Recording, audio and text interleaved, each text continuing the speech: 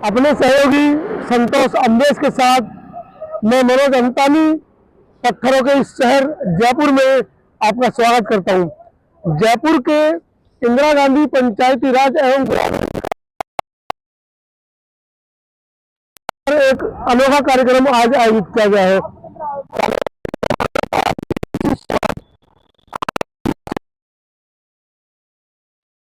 परंपरागत धर्म विहीन, जाति विहीन, नस्ल भेद मुक्त, साहसी, शिक्षित, स्वस्थ और उच्च नैतिक मूल्य वाले मानवतावादी विश्व समाज का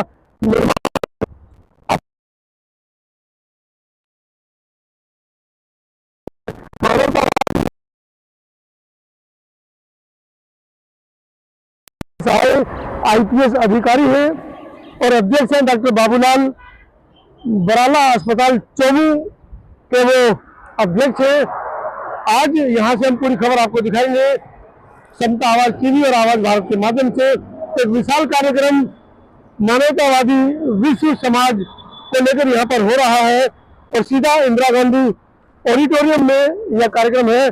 भैया ऑडिटोरियम यही है, तो आपको मैं दिखा दूं किस तरीके से ये इंदिरा गांधी पंचायती राज एवं ग्रामीण जो विभाग जो संस्थान है, सरकारी संस्थान है, और ये इसका बड़ा ही ऐतिहासिक भवन है और भवन के बिल्कुल गेट पर एक बड़ी वाल लगी है जिस पर किशन सहाय जी की वीडियो चल रही है। पंचायती राज एवं ग्रामीण विकास संस्थान, आप देखिए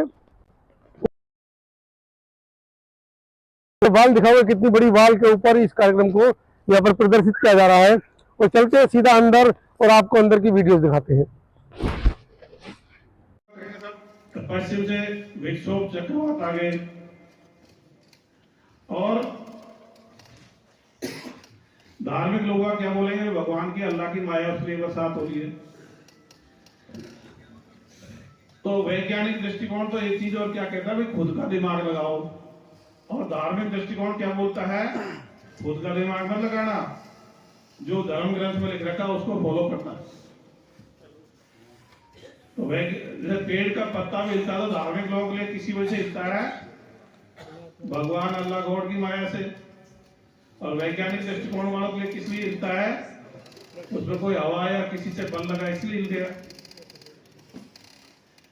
अब जैसे जेम्स वाट भगोने में पानी गर्म कर रहा था, तो भगोने में पानी गर्म करके ढक्कन ऊंचा उठा, अब ऊंचा उठा तो उसने वजन रखा, कई बार ऊंचा उठा फिर वजन रखा, तो उसने निष्कर्ष निकाला कि भाप में ताकत होती है और उसने भाप का इंजन बना दिया और उसके पीछे सारी औद्योगिक क्रांति शुरू हो गई।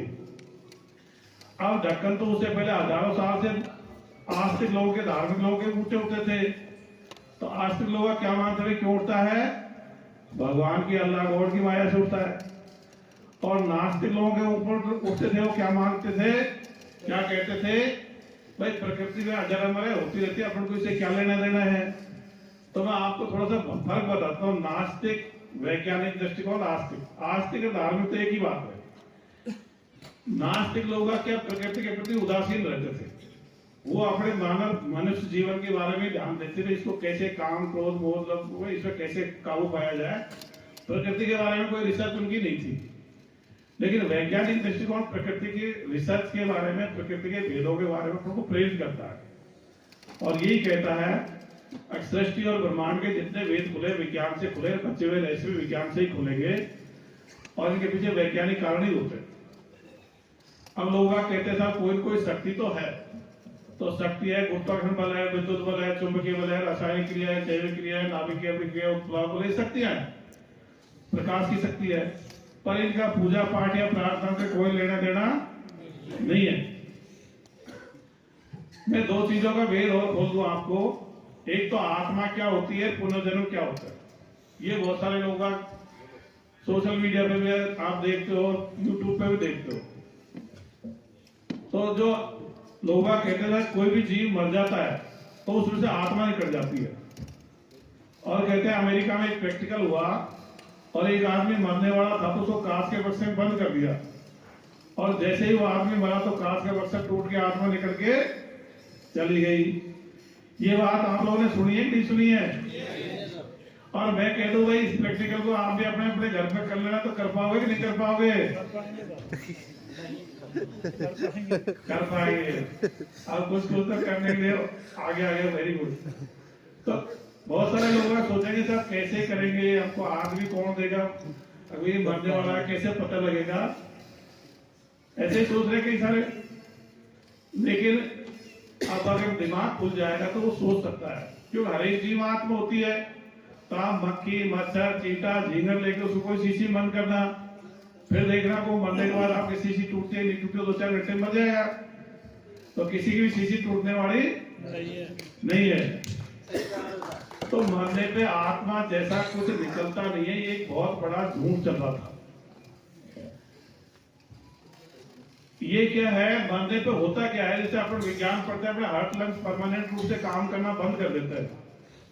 अब कोई आदमी फांसी खा गया, कोई मान लीजिए पानी में डूब गया, कोई और कारण से मान लीजिए कुछ उम्र ज्यादा हो गई तो डायफ्राम उसके नहीं हिल पा रहे, मसल पावर कम पड़ गई, तो अंदर ऑक्सीजन की सप्लाई कट हो जाएगी तो मर जाएगा, मतलब ज्यादा देर तक। क्योंकि जैसे ऑक्सीजन की सप्लाई कट हुई तो भोजन का ऑक्सीजन बनना ऊर्जा कोशिकाओं में बंद हो जाएगा, तो ऊर्जा बनना बंद हो जाती है। जब ऊर्जा बनना बंद हो जाएगी तो शरीर का टेम्परेचर डाउन हो जाएगा, और जब शरीर का टेम्परेचर डाउन होगा तो ब्लड का एंजाइम का विघटन चालू हो जाएगा, और वो क्या, वो इरिवर्सिबल प्रक्रिया है, वो वापसी नहीं होती। जैसे दूध का दही बन जाएगा तो दही का दूध वापस नहीं बन सकता, इस तरह का होता है। तो अब कई लोग क्या विकसित देशों में क्या कर रहे हैं, कोई मर जाता है उसको उसकी बॉडी को डीप फ्रीज में रख देते हैं, इसका डिकम्पोजिशन नहीं हो। आपको मतलब उत्तरी ध्रुव पे मतलब 10-20 फीट नीचे कट गया तो उसका फिर उसी हालत में उसका शरीर मिल सकता है आज से 1000 साल बाद। तो मरने के बाद जितनी बातें हैं ये कल्पना कर रखी है कि आत्मा निकलती है। कल्पना क्या क्या कर रखी है, हिंदू धर्म में तो क्या कहेंगे, या तो साहब पुनर्जन्म हो गया, यहाँ मर गया था जयपुर में, दौसा में जन्म ले लिया, या आगरा में ले लिया, या क्या कहेंगे साहब भुजन बन गया, या क्या कहेंगे स्वर्ग में चला गया। और इस्लाम में, क्रिश्चियन में और यहूदी में क्या है कि साहब मर गया, ये कब्र में पड़ा रहेगा, और जब कयामत आएगी मतलब जो सृष्टि नष्ट होगी उस दिन उसको कब्र में से जिंदा करेंगे।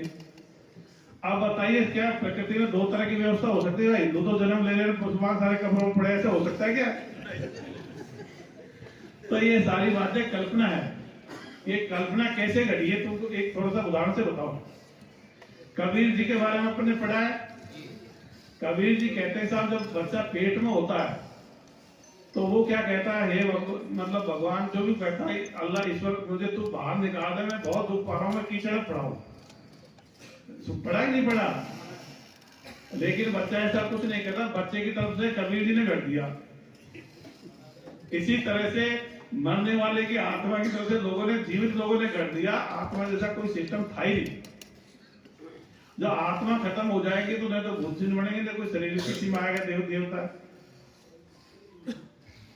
इसी तरह से कई लोग कहते हैं साहब कई कई अमर हो गए उनके साथ वो, तो कई बार क्या होता है इंपॉर्टेंट आदमी होता है और मान लो उसकी डेड बॉडी नहीं मिली तो फिर कहते हैं अमर हो गया, लेकिन ऐसा कुछ है नहीं जिसको मतलब अपने धार्मिक ग्रंथों में अमर मानते हैं, सब मर चुके। तो एक तो ये हो गया कि भाई आत्मा जैसा ये कंसेप्ट है, इसके पीछे बहुत सारे लोग चलते थे कि ऐसा कुछ सिस्टम ही नहीं है, ये सारा जीरो है, आत्मा जैसा कुछ नहीं निकलता। सजीव होते हैं, उसमें सजीव के लक्षण होते हैं। सजीव के लक्षण अपन जानते हैं, भाई श्वास लेगा, वृद्धि करेगा, बच्चे पैदा करेगा, उसका वृद्धि होगी, सारी चीज अपन जानते हैं। लेकिन आत्मा जैसा निकलने वाली बात कहीं है ही। इसी तरह पुनर्जन्म क्या होता है? पुनर्जन्म ये कहते हैं कि भाई जो भी कोई जीव संतान पैदा करता है वो उसका पुनर्जन्म। जैसे माँ बाप पुनर्जन्म होते हैं, बच्चे उसके पुनर्जन्म होते हैं। ऐसा नहीं होता कि अपना कोई यहाँ मर गया और वहां जन्म ले लिया, सिस्टम होता नहीं है। अपन प्रजनन का पाठ पढ़ते हैं विज्ञान में, तो अपन सब जानते हैं अंडाणु शुक्राणु से बच्चे बनते हैं, और अंडाणु शुक्राणु दोनों जीवित होते हैं और बच्चा बन जाएगा। अगर अंडाणु या शुक्राणु एक भी मृत हुआ तो क्या बच्चा बन सकता है क्या? या दोनों मृत हो गए बच्चा बन जाएगा? तो मान लो आपके बच्चों में आपके मतलब अंडाणु शुक्राणु से जीवित से बच्चा बन गया, अब थर्ड पार्टी कब घुसेगी उसमें? ये सिस्टम ही नहीं है। वो तो जीवन तो कंटिन्यूअस है। आम का पेड़ है, उसमें कैरी लगी, आम आया, दूसरा पेड़ हो जाएगा। कभी ये कि साहब ये आम का पेड़ सूख गया, इसकी एवज में दूसरा पेड़ खड़ा हो गया। तो जो मरने के बाद में कोई पुनर्जन्म नहीं होता, जो जिंदे जिंदे बच्चे पैदा कर देते हैं ना, यही पुनर्जन्म है। इसलिए कई बार लोग बहुत धार्मिक कारणों से जो बच्चे पैदा नहीं कर पा रहे, वो सब लोग अगले जन्म की आत्महत्या कर रहे हैं, क्योंकि उसका अगले जन्म में उसका रिप्रेजेंटेशन आएगा ही नहीं, उसके बच्चे आएंगे नहीं, तो अगले जन्म में उसका अस्तित्व खत्म है। तो इसलिए किसी अपने बच्चे की शादी नहीं होती तो माँ बाप पूरा प्रयास करते हैं भाई किसी भी तरह हमारे बच्चे की शादी हो जाए, हमारा वंश बढ़ जाए। अगर उससे कह दो भाई बढ़ जाने तो बकरा पैदा हो जाएगा, क्या परेशानी आ रही है, लेकिन उसको स्वीकार नहीं करते भाई दूसरा किसी का पैदा हो जाएगा। तो ये चीज मतलब यही पुनर्जन्म है, संतान पैदा करना ही, इसके इतर कोई पुनर्जन्म होता नहीं। आप कोई कहते हैं साहब देखो 2 बच्चे हैं, इनके भाग, एक बच्चे का भाग कितना अच्छा है, गरीब घर मतलब धनवान घर में पैदा हो गया, और इस बच्चे का भाग कितना खराब है, गरीब घर में पैदा हो गया। तो मैं बता दूं, बच्चे तो माँ बाप के पुनर्जन्म है। तो माँ बाप धनवान होंगे तो बच्चा धनवान घर में पैदा होगा, और माँ बाप गरीब होंगे तो बच्चा। तो अगर किसी के बच्चे कोई चाहता है मेरा बच्चा धनवान घर में पैदा हो, तो खुद धनवान पर बैठो, या तो कोई अवैध संबंध से कहीं दर्द हो जाए तो मैं कह नहीं सकता, लेकिन 99% अपने अपने बच्चे पैदा होते हैं। तो इसलिए ये भाग वगैरह ऐसा कोई सिस्टम दुनिया में था नहीं, लेकिन ये पीढ़ी दर पीढ़ी बताया जाता है, उसको अपन सही मानते जा रहे हैं। ऐसे ही आप लोगों ने अमर कथा का नाम सुना होगा महाभारत में, लेकिन बहुत सारों को पता नहीं होगा अमर कथा थी क्या। कि साहब वो महादेव ने पार्वती को सुनाई थी, और फिर उसके बाद में वो पार्वती सो गई, और वो तो फिर पता ही नहीं क्या कि फिर अमर कथा क्या थी, ये लोगों को उसमें उल्लेख नहीं आता। तो मैं बता दूं अमर कथा थी क्या। अमर कथा को आगे आता है, जो श्री सुखदेव ने परीक्षित को सुनाई थी वो अमर कथा। और वो अमर कथा क्या थी, उसकी वंशावली थी। वैसे अगर तेरे परदादा दादा वही चीज थी, अमर बीज ही अमर है, वो इसके अलावा कोई अमर कथा नहीं थी। और इसी तरह से कहते साहब भीष्म को 100 जन्म याद थे। तो भीष्म को ऐसे नहीं था साहब एक बार गाय था, एक बार बकरी था, एक बार भेड़ था, उसको उसके दादा परदादा के 100 पीढ़ियों के नाम याद रहे होंगे। यही मतलब वो था पूर्व जन्म, इसके इतर नहीं होता।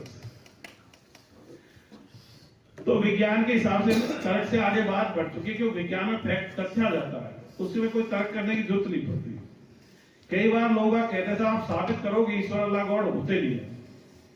तो मैं बता दूं, साबित उस चीज को किया जाता है इसका अस्तित्व होता है। जिन चीजों का अस्तित्व नहीं होता वो कल्पना से ही आई, मानने से नहीं मानने से खत्म हो जाती है। अब कोई मान लीजिए आपसे कहता आप साबित करो आपके पास 100 रुपए, तो आपके पास होंगे तो निकाल के दिखा देंगे, ये सबूत हो गया। और नहीं हुए तो क्या है, कह दिया साहब नहीं है तो बस खत्म हो गया मिट। तो ईश्वर अल्लाह गॉड मतलब कल्पना से आया था, जो नहीं मानता उसके लिए खत्म हो जाता है। इसका कोई मतलब सबूत उन चीजों के दिए जाते हैं जिनका अस्तित्व होता। इसमें अपने अगला शब्द लिया परंपरागत धर्म भी। ये परंपरागत धर्म मतलब धर्म शब्द के बहुत सारे अर्थ होते हैं लोग पर। धर्म का मतलब धारण करना होता है, धर्म का मतलब परंपरा मतलब संगठित धर्म बोल दो, चाहे परंपरागत धर्म बोल दो, ये हिंदू मुस्लिम सिख ईसाई जैन ये होते हैं। या धर्म का मतलब कई बार गुण धर्म होता है, सब आग का धर्म जलाना है। तो धर्म शब्द में बहुत सारे अर्थ है, इसलिए उसको अपने स्पेसिफिक कर दिया, परंपरागत शब्द लिख दिया उसके आगे। इसके लिखते अपना मकसद है कि इसका मतलब है हिंदू मुस्लिम सिख ईसाई जैन बौद्ध पारसी यहूदी आदि इन धर्मों की जरूरत नहीं है। बहुत सारे जो मतलब इसको किताबों में संस्कृत धर्म भी बोलते हैं, तो इनकी जरूरत नहीं है। तो अब ये ज्यादातर लोग सोचते भाई इनकी मतलब ये तो दुनिया में चलते आ रहे, तो अपन बताते हैं इनकी जरूरत क्यों नहीं है। जब पूरी मानव सभ्यता को एक तो इन्होंने गुटों में बांट रखा है, ये गुटबाजी पैदा करते हैं। हिंदू एक गुट हो गया, इस्लाम एक गुट हो गया, बौद्ध एक गुट हो गया, जैन एक गुट हो गया। अलगाववाद पैदा करते हैं, हमको अपने धर्म वालों से ज्यादा लगाव होता है, दूसरे धर्म वालों से कम लगाव रहता है, अलगाववाद पैदा हो जाता है। और क्या नुकसान देते हैं, ये सारे अंधविश्वासों के स्रोत इन परंपरागत धर्मों के ग्रंथ ही हैं। जैसे धरती चौकोर है, चपटी है, या मतलब गाय के सींग पे, शेषनाग पे, किस पे लिखा हुआ है? धर्म ग्रंथों में लिखा है। तो सारे अंधविश्वासों के स्रोत क्या हैं? धर्म ग्रंथ। पता है जैसे बाइबल में, कुरान में क्या लिखा है? धरती चौकोर है। अब चौकोर क्यों लिखा? क्योंकि उस समय उनको 3 महाद्वीपों का ही पता था, एशिया, यूरोप और अफ्रीका का। तो साथियों, अमेरिका की खोज किसने करी? कोलंबस ने। कब करी थी? तो 1492 से पहले धरती के 3 महाद्वीपों का, 4 महाद्वीपों का पता। तो उनको उस समय वो चौकोर जैसे दिखते, इसलिए तो चौकोर ही बताया। तब बताइए जिनको पूरी धरती का ज्ञान नहीं है, और वो क्या कहते हैं स्वर्ग में ये चीज है, नरक में ये चीज है, धरती का ही पूरा बता देते पहले। तो सारे और बहुत सारी बात है। इसको धरती को, ब्रह्मांड, ये प्रकृति को 6 दिन में बनाया था, 7 दिन आराम किया। पता उसमें क्या लिखा है? पहले दिन तो बनाई पृथ्वी, दूसरे दिन प्रकाश फैलाया, तीसरे दिन सूर्य चंद्रमा तारे बनाए, चौथे दिन पहाड़ वहाड़ बिछा दिए, 5 दिन कुछ काम किया, 6ठे दिन भी किया, 7 दिन आराम किया। अब बताओ, जब सूर्य चंद्रमा तीसरे दिन आए तो पहला दिन और दूसरा दिन कैसे गिना होगा? अब वो कहते हैं प्रकाश तो दूसरे दिन आ गया, सूर्य चंद्रमा तीसरे दिन आ गए, तो बिना सूर्य चंद्रमा के प्रकाश आ सकता है क्या? प्रकाश को सूर्य से धरती तक पहुंचने में कितना समय लगता है? 8 सवा 8 मिनट लगते हैं। और वो तो कहते हैं पहले आ गए, पीछे पीछे सूर्य। तो धर्म ग्रंथों में सारा अंधविश्वास भरा पड़ा। ये क्यों, इन्होंने क्यों लिखा? उस समय जितना दूसरे जो यूनान के, मिस्र के बहुत सारे जो वैज्ञानिकों ने जो बात खोजी थी ना, उनको उन्होंने धर्म ग्रंथ में ले लिया। लेकिन बहुत सारे लोगों को पता नहीं था, तो वो सोचते हैं कि हमारे इसको पहुंचा हुआ आदमी इसने बताया इसको। वो समकालीन जो उसको विज्ञान का नॉलेज था जो जनता को, वो उन्होंने लिख दिया। और क्या नुकसान है? अगर धर्मों से आदमी की सोच सीमित हो जाती है। जैसे कोई मुसलमान होगा तो उसकी सोच का दायरा कुरान हदीस बढ़ गए, कोई हिंदू होगा तो हिंदू ग्रंथों से बाहर नहीं सोच पाता, कोई बौद्ध होगा तो त्रिपिटक से बाहर नहीं जाएगा। अब मैं आपसे एक छोटा सा सवाल करता हूं, देखो कैसे सोच बनती है आदमी। बताओ, आदमी का शरीर कितने तत्वों से मिलकर बना है? कौन कौन से?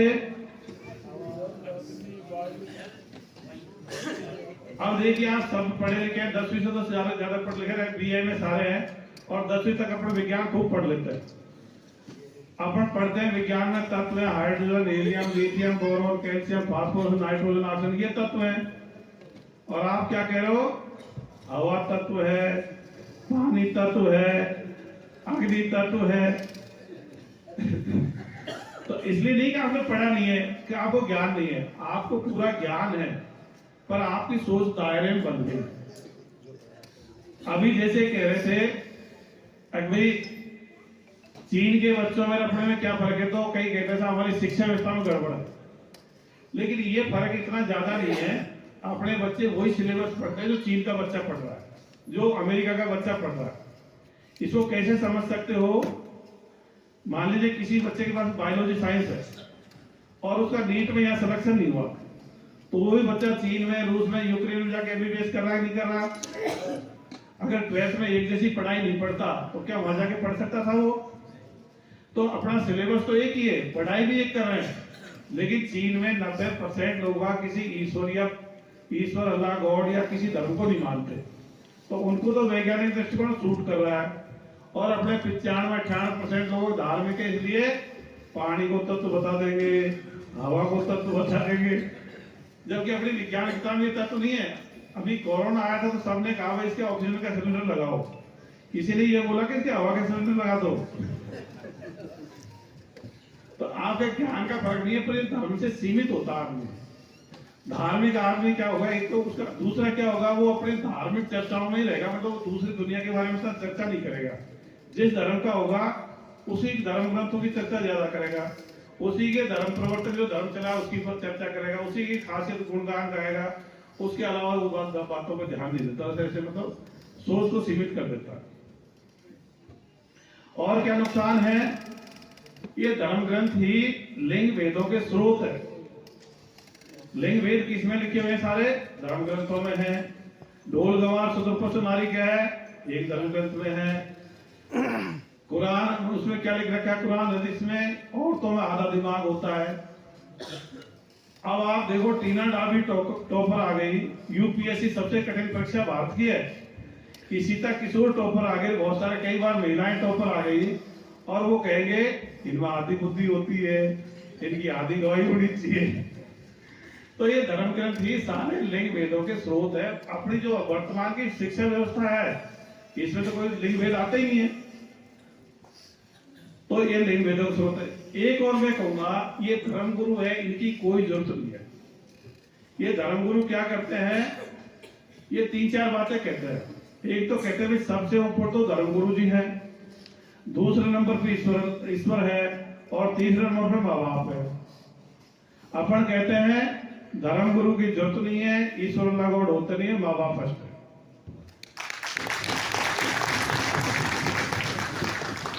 वो कहते हैं भाई धर्म गुरु मतलब आपको भवसागर तैरा के ले जाएगा, भवसागर जैसा कुछ भी नहीं है, सब काल्पनिक बात है। अभी आपको बता दिया, कोई स्वर्ग में मतलब जन्नत जन्म जैसा कुछ भी नहीं है। और क्या करते हैं? आपकी सोच को वो भी सीमित कर देते हैं। जैसे कोई आसाराम का चेला होगा तो उसके आसाराम वाली बातें सही और उसके सारी बातें गलत। कोई राम रहीम का चेला होगा तो राम रहीम वाली बातें सही है, उसके अलावा सारी बातें उनके चेलों के लिए। कोई रामपाल का चेला होगा तो रामपाल वाली बातें सही है, उसके अलावा सारी बातें। तो ये भी आपकी सोच को सीमित कर देते हैं, आपको खुल के नहीं सोचने देते। इसलिए किसी ने अगर गुरुजी कर रखे हैं तो कह देना घर वालों से भी अपन को इसकी जरूरत है, ये अपने जैसा ही पढ़ा लिखा है, अपने जैसा ही कुछ ज्यादा वो नहीं है। तो एक तो कोई जब आपको कोई धर्म गुरु वगैरह मिले तो बाबा बाबा मत बोला करो उसको, उसका नाम लिया करो, और ज्यादा सम्मान देना तो जी से बात किया करो। जैसे मेरे पास मतलब शुरू में एक बार ये आया था राम रहीम, तो मेरे को मतलब वहाँ ड्यूटी थी, मैं इसके गया तो मैंने भाई और राम रहीम जी क्या हाल है? तो भाई वो ढंग से बोल गया। अगर मैं बाबा बाबा कहता तो मेरे भारी पड़ जाता। फिर मैं टोंक में एसपी था, तो फिर इसके चेले मेरे पास आए कि साहब वो टोंक शहर की सफाई करेगा। कर लेना भाई। कि साहब वो गुरुजी कह रहे हैं भाई एसपी साहब को बुलाओ, कलेक्टर साहब को बुलाओ। मैंने यार मैं क्यों आऊंगा भाई, मैंने उसका चेला हूं, मैं उसको मानता हूं, मैं क्यों आऊं उसके। तो वो क्या करते हैं, ऐसे अधिकारियों को बुलाएंगे वहां मंच पे, फिर वो गुरुजी उसको, कई अधिकारी धार्मिक रूप से उसके और नीचे बैठ जाते, तो कहते यार गुरु देखो वहां कलेक्टर एसपी भी आए थे, तो चेलों को प्रभावित करने के लिए नाटकबाजी करते हैं। और कई नेता जाते तो क्या चालाकी होती है, नेता किसी आदमी को काम होगा तो वो क्या करेगा कि उसके मार्फत कराएगा। हाँ, जैसे मैं कमांडेंट लगा धौलपुर में, तो वहां एक शेरगढ़ का किला है, उसमें एक बाबा था। तो उसके बाद मेरे से पहले वाला कमांडेंट जाता था। अब वो कमांडेंट ईमानदार था वैसे पूरी तरह से। एक वो बाबा की खासियत थी, वो बाबा क्या है कि पैसे का हाथ नहीं लगाता। उसकी 2 बात बताऊंगा। तो पैसे का हाथ नहीं लगाता। तो मेरे ड्राइवर गैंग ने मुझे जाते ही कहा था वो ऐसा बाबा बहुत फेमस हो रहा है, बहुत प्रसिद्ध हो रहा है, वो पैसे का हाथ नहीं लगाता। तो मैंने 20 दिन कही, तो मैंने यार चलो चलते हैं। तो मैं चला गया। तो मैं तो जाके, और मैं क्या नाम है, तो मैं तो ऐसे ही बोला। अब कोई भी आता है उसके पैरों पड़ जाए, जाते लंबलेट हो जाते। मेरे ड्राइवर में मेरे से निकल के लंबलेट हो गए। फिर मैं बैठ गया, मैं पूछता रहा क्या क्या पढ़ाई करी है। तो मैं फिर वो कहने लगा मैंने भी एमएससी कर रखी है, ऐसी बातें कह रहा था मैं। ठीक है। अब 2-4 जने आए, वो आते लंबलेट हो गए, और लंबलेट मतलब आधे लेट के उसके रोक दिया, और फिर पैसे निकाल के दिया उसको, 500 रुपए 100 रुपए से निकाल के दिया। तो उसने क्या किया, यूं उंगली कर दी। तो उंगली कर दी तो उस आदमी ले लिए, उसने हाथ नहीं लगाया। अब हाथ कौन मतलब 2-4 जने मतलब आए थे, तो फिर मैं आ गया। फिर मेरे से ड्राइवर मैन बोलते हैं देखो ना साहब पैसे का हाथ नहीं लगाया। अरे बोली बावड़ो, अपने हाथ में कोई दिला, थोड़ी देर बाद में ले लेगा। तो तुमको थोड़ी दिला। तो ये भारत के लोगों के बारे में, आइंस्टीन भारत में नहीं आया। आइंस्टीन का नाम तो लगभग लोगों ने सुना है। आइंस्टीन भारत में नहीं आया, लेकिन श्रीलंका में आया था, और भारत के कुछ लोगों से मिला था वो। तो मिलकर के उसने तुरंत निष्कर्ष निकाल दिया कि भारत के लोग 15 मिनट से पहले और 15 मिनट के बाद में सोच नहीं पाते, इनकी मतलब तुरंत ही मतलब भूल जाते हैं। उसके बाद यहाँ ठग लो और फिर आधे घंटे बाद दोबारा ठग लो उसको। तो चूंकि धार्मिक आदमी का दिमाग पूरा चलता नहीं है, वो मतलब सीमित रहता है। आप इस वीडियो के बारे में अपनी राय अवश्य दें तथा वीडियो को लाइक, शेयर और कमेंट्स साथ साथ चैनल को सब्सक्राइब करना न भूलें। धन्यवाद।